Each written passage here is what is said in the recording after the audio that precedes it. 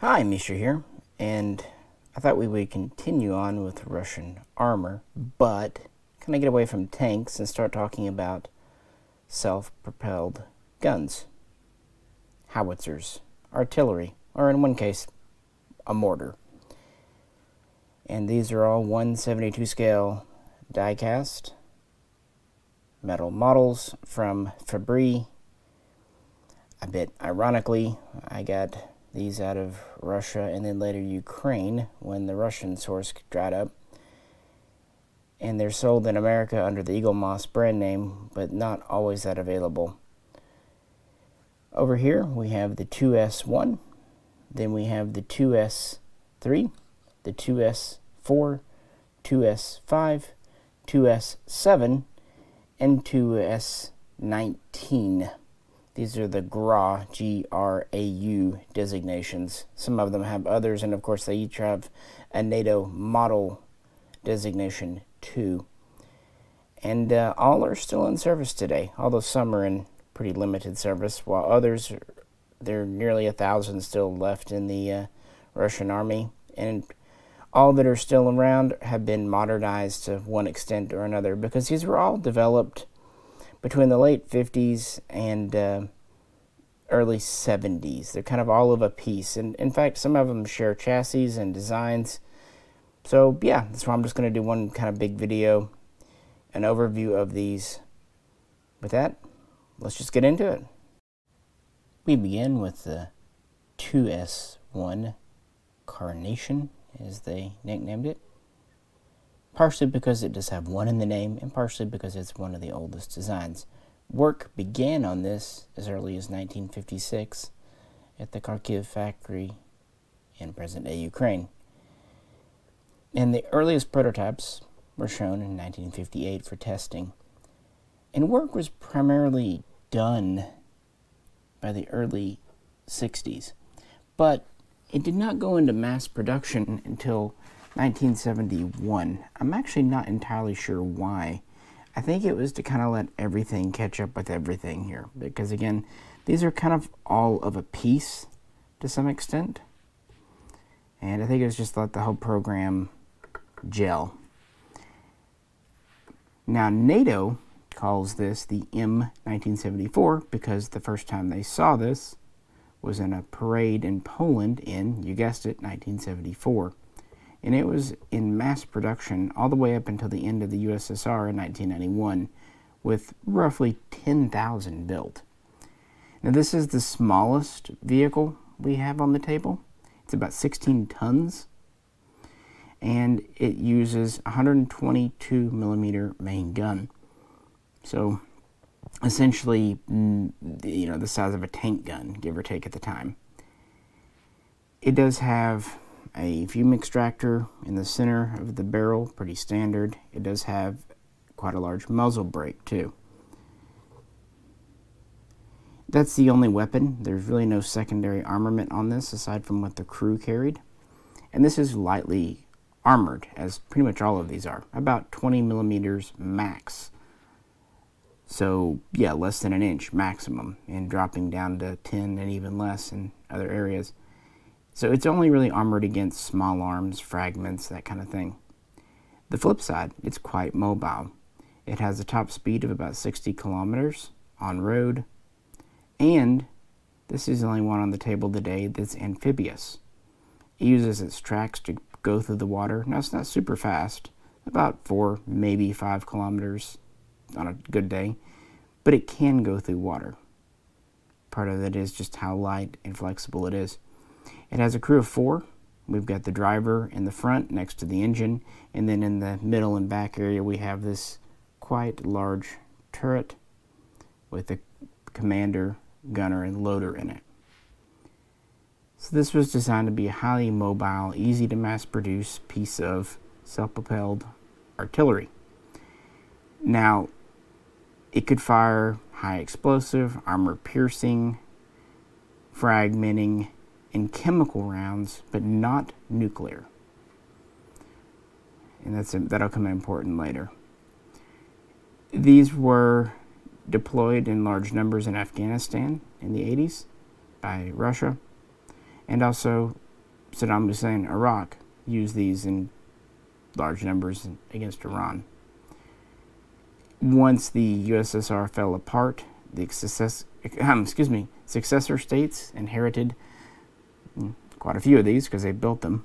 So then the production was over, they continued on. For example, Russia used them in both Chechen wars, 94, 99, and they used them in Georgia, and they've used them in Ukraine both times, 2014 and currently. They have gone through some modest modernization, and it's worth pointing out that Ukraine has quite a large stockpile. At least officially they've got about 600, give or take, in their inventory. I don't know how many are still serviceable. Russia has roughly 150 in active service, but they too have over 600 in reserve. So these could be polished up, reactivated, what have you. It's worth pointing out this is based on the MTLBU chassis. We looked at the MTLB earlier in this series, the kind of APC tow vehicle. Well, this is based on the same basic frame, which makes sense because it's a relatively lightweight. It also explains why it has 7 smaller road wheels versus fewer larger ones. Again, cheap, easy to mass produce, and quite mobile, able to keep up with other vehicles, but it had no really good way to protect itself or defense. So with that, let's kind of move on to something a bit different. The 2S4 Tulip. This is a self-propelled mortar. So, quite different. Work on this started around 1966, but it was based on a much older design. After World War II, Russia had 2 basic towed mortar types, 160 millimeter and a 240 millimeter. These were powerful, but they required a crew of 11. They took a long time to set up, and they had a very slow rate of fire. And they weren't terribly mobile at all. They wanted to correct this. They wanted a mobile mortar, as they were kind of upping their thing. So that's where they started. They started with the M240 heavy mortar. This is a big gun. And they considered putting it in a casemate or some other structure, but it's already very heavy. And they considered building it on the same chassis as the 2S1 we just looked at. They did do some initial trials and testing, but this gun was over 4,000 kilograms, not pounds, but kilos. It was too much. The 2S1's modified MTLBU chassis just couldn't take it. So they went to the heavier truck, the GM 123 chassis, and that's what they built this on. And the program was officially greenlit in 1967, and the first prototypes were ready in 1969 and went into state trials, being adopted in 1971. And by 1974, they started to field these. The West first saw these in 1975, calling it the M1975 Mortar. So there you go on that. What do we have here? Well, like the one, this has very light armor, only about 20 millimeters maximum. As you see, the gun is mounted just kind of on top and in the back of the chassis. It will fold down and embed with this plate into the ground, and can be set up much quicker and has a higher fire rate. Now, this had a respectable top speed. In fact, it was just a hair faster, about 62 km than the one, but it was not amphibious. So good mobility there considering its weight. Had a crew of 5, however, only 2 rode in the vehicle, the commander and the driver. The other 3 that served the gun, they would ride behind it in an APC that would carry additional rounds. Speaking of rounds, This could carry, it had two basically feed drums. It could carry 40 standard, high explosive rounds or 20 rocket-assisted rounds. And it was capable of firing high explosive, cluster, chemical, and small tactical nuclear, like 2 kiloton nuclear shells. Now, the idea of launching a nuclear piece of ordnance out of a mortar is debated. Some say it's better, some say it's worse. This thing with conventional rounds had a maximum range of about 9 kilometers. And if you did rocket assist, that could get up to 18 kilometers. But of course, you're lobbing them. I didn't mention it a minute ago because I'm human and forget things. The 2S1's range was about 15 kilometers with standard rounds and nearly 22 kilometers with rocket-assisted rounds. But again, keep in mind, it was not nuclear capable. Now, they did not mass produce these on the same level, building them from the early 70s through around 1988 when the Afghan war was winding down. They built fewer than 600. It was a very specialized piece. And these were used in Afghanistan by the Russians and served a purpose. I mean, even today, it's considered the largest self-propelled mortar in use in the world. It's massive. The whole vehicle weighs about 30 tons, so nearly twice as much as the 2S1. It does have a machine gun for protection, a 7.62 PKT, but it's not permanently mounted or remote controlled. It's can be mounted on the ring here of the commander's hatch if needed. If not, it's kind of tucked inside. But yeah, this was used in Afghanistan. Production would end before the Soviet Union was over. These were built at Eurotransmash, just like the 2S1, kind of built in parallel. The production runs are virtually the same, even though, like I said, the 2S1 was developed at Kharkiv. But of course, use would continue into the 90s. They were seen in the Georgian conflict in 2001, as well as Chechnya. They were also spotted in Ukraine in 2014 and 15, at least a couple, and they're still in service today. Around 2016, 2017, a modernized version called the 2S4M was first introduced. They replaced the gun barrels, probably because they were wearing out, and if anything else, better barrels. They gave it a new loading system. They gave it a new targeting system, communication suite, kind of the general refurbishment and update we're going to see throughout all of these. And I should say now, these are all NBC protected. That's just something Russia pretty much insisted every vehicle be after the 50s. And they all have night vision capability. Originally it was IR. Newer versions will have their styles, but yeah, those are all all these vehicles are going to have those. And so they have improved them. They've got about 40, maybe 50 now of the newer version in active service, and about 380, 390 still in reserve. So the majority of the ones built are still around. A few of them scattered out to successor states to the Soviet Union, but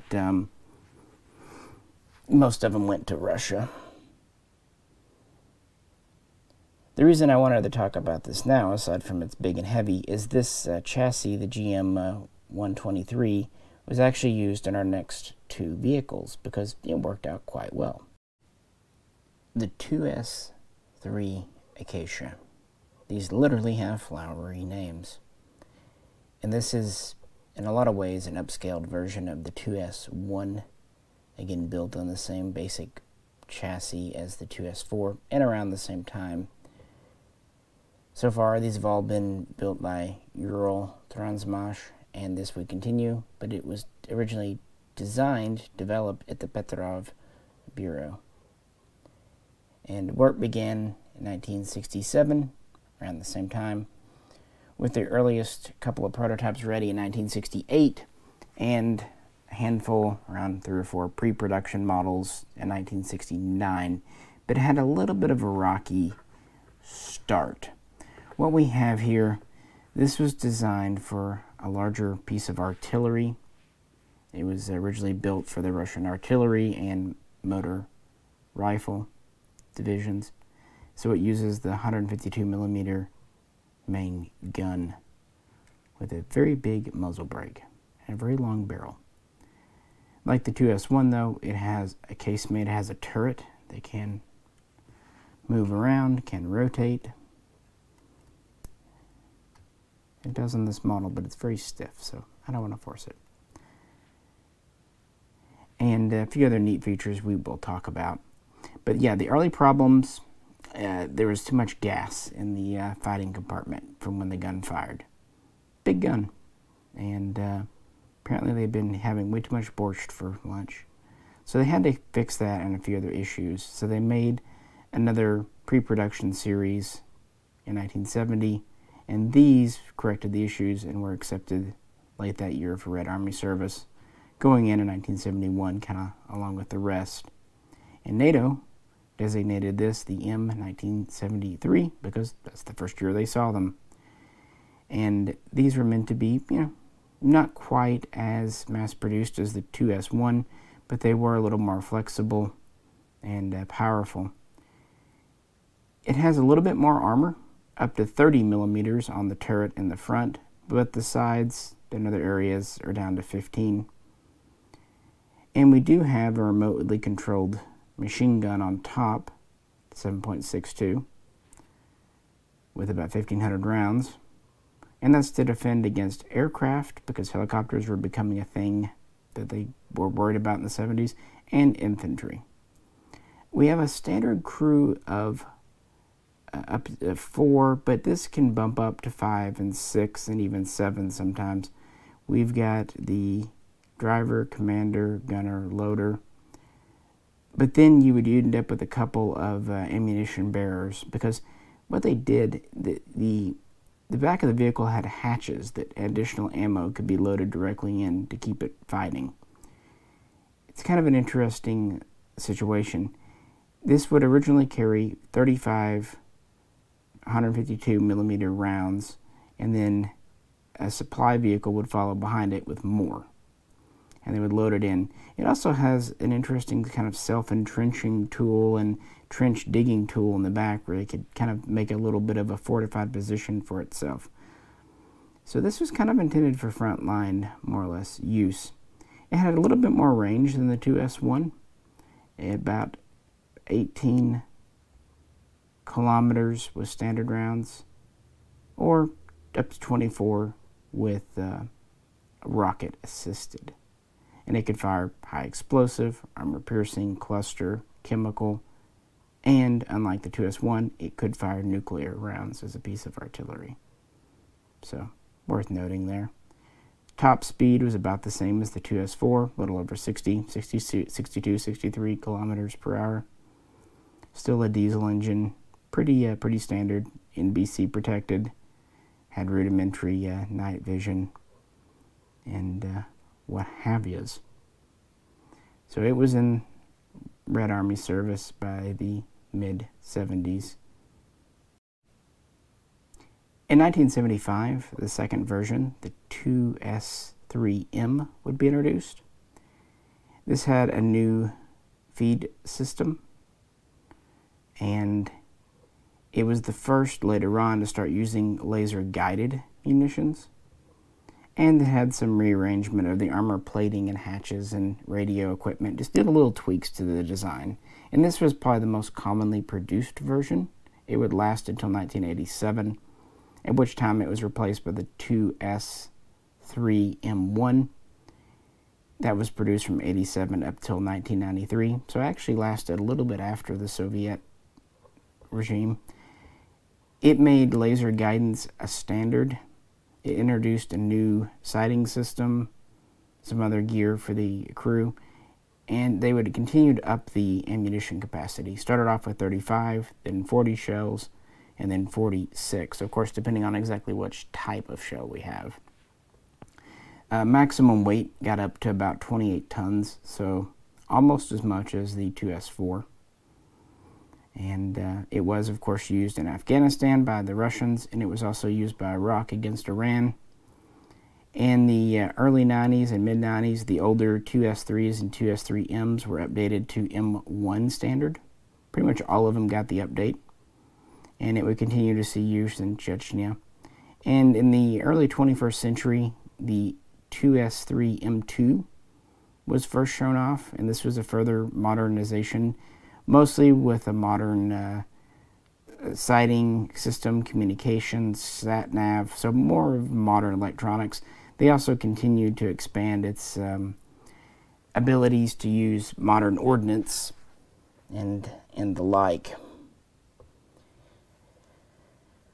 But these have been used in all the fun spots.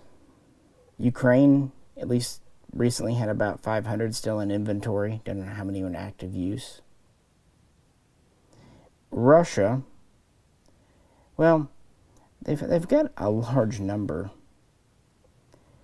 In 2006-2007, over 1,000 were still in active use. And actually the Russian Marines had about 400 in active use, but they had many more in reserve. All told, they had about 3,000 to 3,500 reserve and active. And even today, they have over 800 active and 1,000 in reserve. So it's a pretty common thing, and with a range of up to 24 kilometers and ability to fire laser-guided munitions, it's nothing to sneeze at.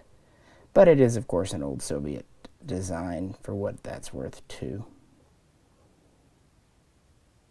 And it is starting to be replaced. We'll get to what's happening there. But let's move on to kind of the third member in this here family. The 2S5 hyacinth. It reminds me of Jim Morrison. If anyone else gets that, welcome, fellow fans of the Doors. In a lot of ways, this is very similar to the 2S3. It's, again, the same chassis, but instead of having a turret, a casemate that can rotate and all that, we have the main gun just mounted on top. It's even still 152 millimeter caliber piece of artillery. Compared to the 2S3, this has a longer range, higher sustained rate of fire. It's maybe a little more mobile, and it was produced in smaller numbers because in some ways it was a higher cost. This was designed really specifically for Soviet artillery, although the Navy, or rather the Marines, would also use these in reasonably large numbers. And this one is a little bit later than the rest. Development began in the late 60s, early 70s, went through state testing and trials, and was accepted for Red Army service in 1976. NATO calls this the M1981 because that's when they first saw it. You know the drill by now. Everything's pretty normal here. Top speed, a little over 60 kilometers. About 15 millimeters of armor. Nothing to brag about there. Same type of engine. Yeah. This, like the 2S4, has an optional 7.62 PKT machine gun that can be mounted on a ring around the hatch. And also, like a lot of the others, while it has a crew of anywhere from 5 to 7, only 2 would typically ride in the vehicle, the commander and the driver, with the rest in the support vehicle.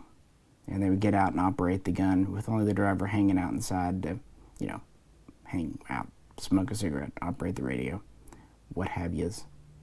So it was all about the gun. So what do we get here? Well, it can fire the same wide range of ammunition like the rest, including nuclear, all that good stuff. It typically had a range of up to 28 kilometers for standard rounds, but up to 33 kilometers with rocket assisted, and then later versions, depending on exactly which ones, could almost make it to 40 kilometers. So quite an impressive range. It could carry quite an impressive load on board too, 30 rounds. And typically the support vehicle would have another 30. So 60 rounds total. And it really needed this many because of its relatively good sustained rate of fire. It could fire up to 5-6 rounds a minute. So yeah, if we're going to keep this up, we need plenty of rounds to shoot. This was used in Afghanistan for the first times where it saw combat, and then it was used in the typical vacation spots, Chechnya and Ukraine. One interesting user of this that was outside of Soviet Union, even the Warsaw Pact, was Finland. They purchased 18 of these and operated them for a time. I find that interesting. Not a lot else to say about it. I mean, it's got the standard features, and production would commence from around 1976 up till about 1991. Again, I don't know how many were built, but smaller numbers than previous, but several, because there's still several in inventory today. Ukraine shows to have inherited around 24 from the USSR. Kind of unknown how many are in service and used or not. Russia, of course, has done some basic modernization to these, updating fire control equipment, ammunition, and still has them around. A few years ago, they had as many as 400 in active service with the Army and nearly 200 in service with the Navy. Today, that number seems to have been reduced. They don't seem to have scrapped them, though. They just seem to have shifted more to reserve. They're showing about 150 active in the Army with 850 in reserve. And the Marines are showing about the same, 150 in active with more in reserve. So all told, they probably have 1,500, maybe 2,000 active in reserve. It is a very long-range weapon, but it's still 152 millimeter, and has pros and cons, limitations and benefits. Cool design though. The 2S7 Peony. This is the largest, heaviest piece of conventional artillery around. And it was pretty much developed concurrently with the 2S5. First appearing in 1975, he was in Red Army by 1976. Interestingly, NATO must have known it was coming, which makes sense considering what it is. They were probably a little more concerned about it because they named it the M1975. Now, the previous ones were built on that GM123 chassis. This is built on what was at the time the brand new T-80 tank chassis. And this is our heaviest piece today. It's over 46 tons. It's also quite big. But it's the lightest armored. Only about 10 millimeter at the heaviest, sometimes 5. So basically nothing. It has about as much armor as a pickup truck or a tractor. But that's because this wasn't intended for frontline use. Notice it's got a dozer blade on the back too, which is just cool. It has a 203 millimeter main gun, heavy artillery gun. No secondary machine guns except for those carried by the crew. But it does have a crew of 7 on board. That's how many it takes to service the vehicle. But there's even more. There's a support crew of another 7 in, well, the support vehicle, the APC or otherwise. Because this only carries 4 rounds on board. And the support vehicle carries another 4. So only a total of 8. And it has a sustained rate of fire of about 1.5 rounds or whatever per minute. And it can be set up very easily. It's quite mobile. It can be set up in under 10 minutes, sometimes as few as 5. It's also our slowest vehicle, but not by a lot, about 50 kilometers per hour top speed. It's just big and heavy. And it even has a warning siren, buzzer, that goes off a few seconds before the gun fires to just, let everyone take cover because of the concussion. This is a massive gun. It can fire conventional range, conventional, unassisted ammunition, 37 to 40 kilometers, and rocket-assisted and other assisted ammunition out to 55 kilometers. That's why it's not really armored or have any protective machine guns. This is not expected to be on the front line. Don't really know how many were built, but estimates are roughly 1,000. It was a specialized vehicle, and production ran from 75 through about 1990.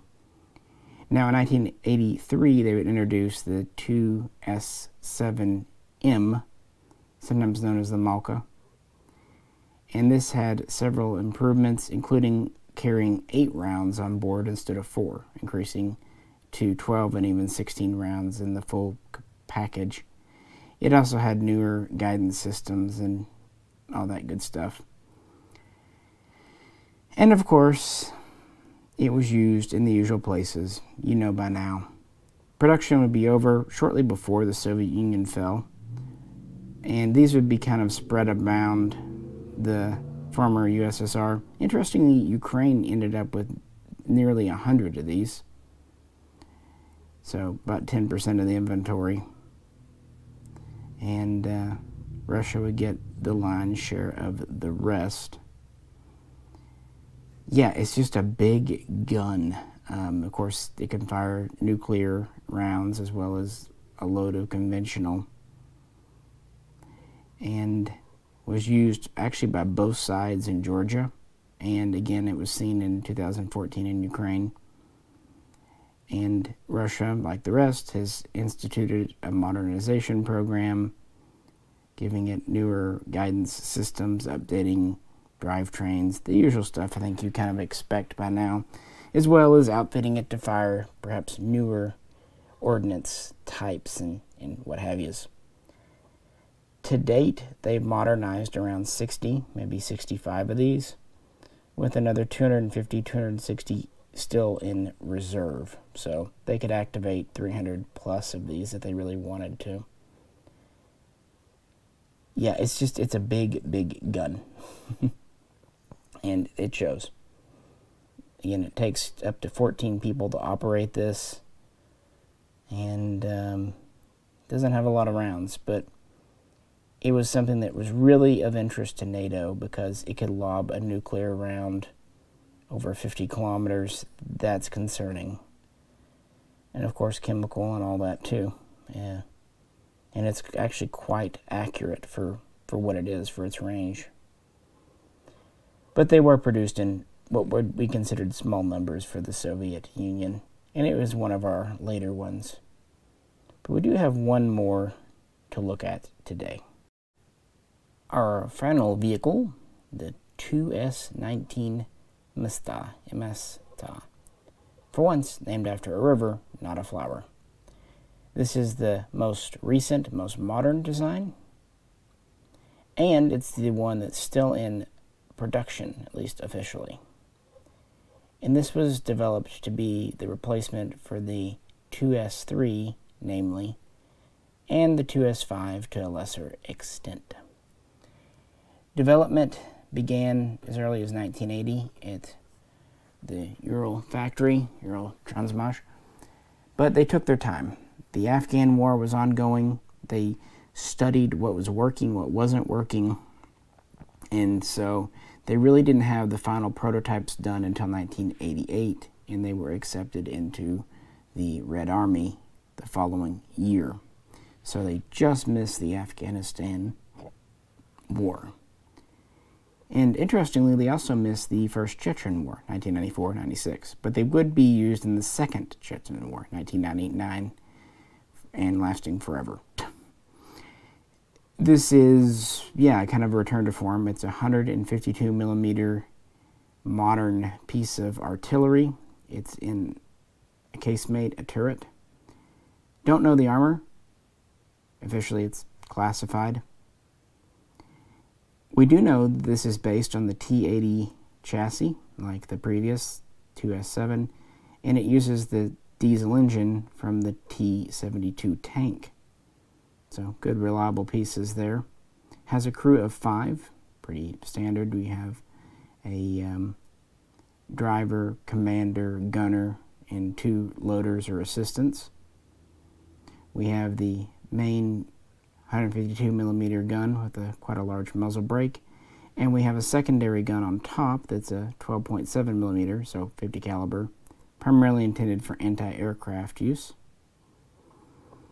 And it can fire the typical range of shells from pretty standard armor-piercing, high explosive, cluster, chemical, and small tactical nuclear. It is non-amphibious, has a top speed of about 60 kilometers. That's pretty all standard from what we've seen today. And yeah, it's in production still. They've built over 1,100 so far. And Russia's got a number of these. Now, interestingly, Ukraine did inherit about 40 of these from the old Soviet days. But of course, Russia's current ones have been updated to a modern standard. They've given it a new automated fire control and loading system, modern communications, you know the deal now, modern smoke generators, the usual stuff. But this is to be their, yeah, I wouldn't say light, it's 42 tons, so it's light compared to our previous one, but otherwise it's a pretty chunky vehicle. But it is back to using a turret that can rotate and all that good stuff. And so it is definitely a frontline vehicle, artillery support, infantry support, and it's fast enough to keep up with older armor vehicle, if not the newest stuff. But yeah, they have a good number in service in Russia, over 800 active with more in reserve, and most of those they purport to have modernized. And they are exporting these, or at least attempting to. In fact, the company even offers a version with a 155mm main gun, so NATO standard, kind of targeting the Middle East and maybe other markets, India, I don't know. So it's not just for Russia. They're happy to sell these around. It does have an entrenching tool, a bulldozer blade, the usual kind of stuff to make itself a little home on the battlefield. Yeah, so this is kind of their most modern, most current vehicle. It was technically designed in the Soviet era, but really production was mostly during the post-Soviet period. And that kind of gets us to the end. The 2S2 and 2S8 never made it past the prototype stage. The 2S6 is something else. We'll talk about it later. And the 2S9, it's a mortar, but it's a different type of mortar, so I'm going to talk about it when we talk more about the airborne. So I won't forget about them, promise. Well, I probably will forget, but I'll remember to forget to remember. Let's wrap things up. So here we have them all in a row. It's kind of interesting, even though the 2S1 is the oldest, it still has some utility because it's light and flexible. It's got the smallest gun, but it's also the only one that's amphibious. And then you get into the 2S3, 2S4, 2S5, and they're all serving a similar purpose, but in a different way. And then, of course, the two newest ones are based on the T80 and are quite impressive in their own right. The 2S7, much like the 2S4, is kind of absurdly huge. But the 2S19 is actually a very reasonable counter and not overblown, as it were. So we'll see. And it's also interesting that these have faced their fellow models throughout the years, because a lot of the fighting in Chechnya, Georgia, Ukraine, it's against former Soviet republics or allies. So these vehicles go up against themselves more than a few times. And then, of course, a lot of these saw use by Iraq against Iran and also the USA. But, yeah, just kind of the mobile artillery, self-propelled guns, successors to the anti-tank and the artillery from World War II that we've already talked about. In fact, a lot of these have designations like SO-122 and SO-152, the old Soviet naming convention, before they started using the Gras system more. And again, they're mostly named after flowers, which I find it hilarious. But yeah, let me know what you think. I like these models. They're inexpensive. They're fun. They're good example pieces for 10 to 15 bucks. Unfortunately, a lot of these I had to import out of Russia and Ukraine because there's only a few available in the USA. I've seen the 2S4 the most and the 2S19. I've seen a few of the others. I can't remember if it was the 2S3 or the 2S5 here. But that's about it. They're kind of hit or miss. Whenever they're imported, they're imported. But they're part of a kind of a magazine subscription that happened over in Russia and in that part of the Eastern Europe world. Had over 100 issues, so there's some pretty neat stuff in them. So forgive them if they're not the most detailed. They're just, you know, something kind of fun, kind of like the Eaglemoss collection of starships we have here. With that, I greatly appreciate you tuning in. Please do like, share, and subscribe, and please feel free to comment below. This is Misha, and I'll catch you very soon next time. Blah, blah, blah, blah, blah.